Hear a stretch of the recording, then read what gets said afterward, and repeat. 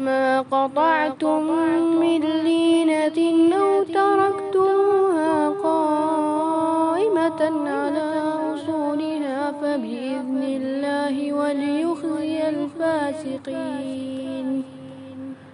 وما أفاء الله على رسوله منهم فما أوجفتم عليه من خيل ولا ركاب ولكن الله يسلط رسله على من يشاء والله على كل شيء قدير.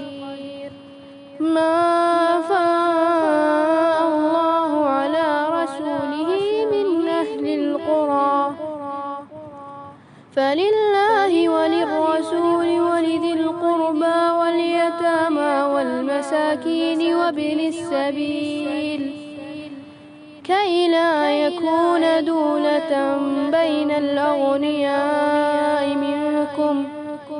وما آتاكم الرسول فخذوه وما نهاكم عنه فانتهوا واتقوا الله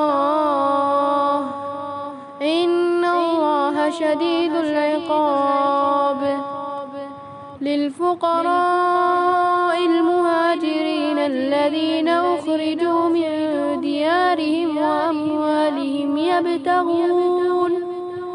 يبتغون فضلا من الله ورضوانا وينصرون الله ورسوله أولئك هم الصادقون.